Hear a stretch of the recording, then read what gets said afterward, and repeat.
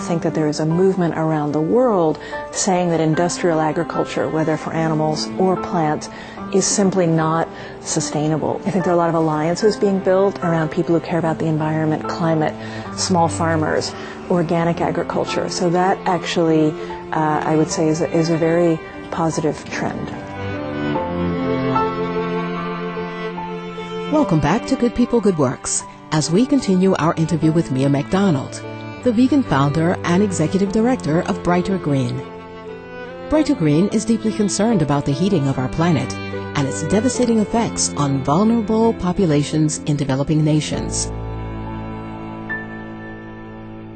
What's also happening there is a lot of interest in issues of indigenous rights, indigenous voices on issues of climate change, but there are not a lot of women involved in those dialogues. Many of the people are men. So we're working with a partner organization in the United States called Tribal Link, as well as 3 organizations, 2 in Kenya, 1 in Tanzania, all run by indigenous people.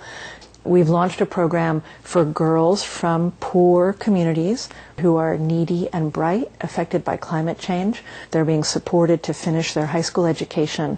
And as they do that, they will also participate in workshops, rights training workshops, workshops on gender equity, workshops on climate change. And the idea being that they will be developed into leaders who can be effective both within their community, so not to lose their ties to their community, to the grassroots, but also could participate, let's say, in future climate change conferences to really bring those realities to the fore. So that's one of the things we're doing in the area of sustainability. Brighter Green is also involved in constructive action on global warming in the city where it is headquartered, New York City, USA.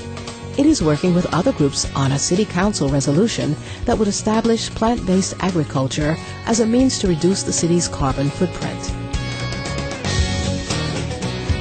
In New York City, there's been a resolution introduced into the city council looking at issues of climate change and food, and basically saying to the city, if you don't address issues of food and agriculture, you will not meet the goals for reducing the greenhouse gas emissions from the city. So Brighter Green has been part of that effort, along with groups who care about animals, groups that care about food justice, groups that care about the environment, community garden groups, anti-hunger groups, and it's a resolution called the Food Print, and it calls on New York City to establish a more sustainable, humane food system which would put plant-based agriculture at its center, working with local farmers, but really saying that, you know, to have more access to fresh, healthy produce would be extremely good for the city in terms of environment, would be very good for public health, particularly communities that are underserved, that have few supermarkets, have no community gardens, have no farmers markets. So in that way, what I think is important in terms of a concrete outcome,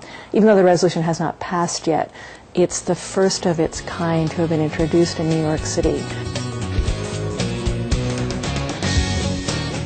How does Brighter Green envision itself progressing in coming years?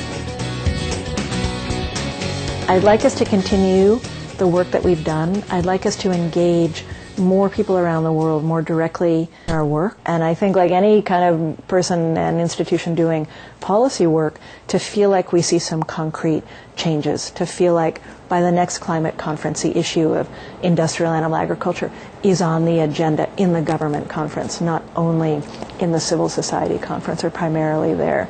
So I'd like to see us expand awareness even more through multimedia, through writing, through documentary, through alliances, through networking, and to see more concrete changes in terms of policy. In closing, Mia McDonald shares her thoughts on people across the globe working together to take our world to a higher level. I'd just say I'm really impressed with the work going on at Supreme Master TV and the other efforts, and I saw many people from the group in Copenhagen and was very impressed with their resilience and stamina. I think that we live in a very interesting time, and I think there's a lot to do, a lot to learn, a lot to share. So even though there are some days when I'm quite pessimistic when I look at some of these global trends, I'm also quite hopeful that there's time to turn things around. So I would say I appreciate the work and hope to continue doing my part of it through Brighter Green.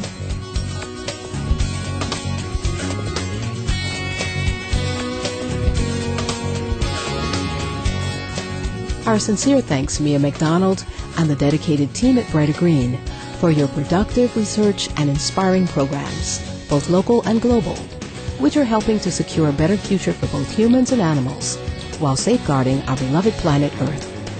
We wish you all the best in your future endeavors. For more details on Brighter Green, please visit www.brightergreen.org. Benevolent viewers, we appreciate your company today on Good People, Good Works. Next is the world around us, coming up after noteworthy news. May the divine light of heaven shine on all of Earth's precious co-inhabitants.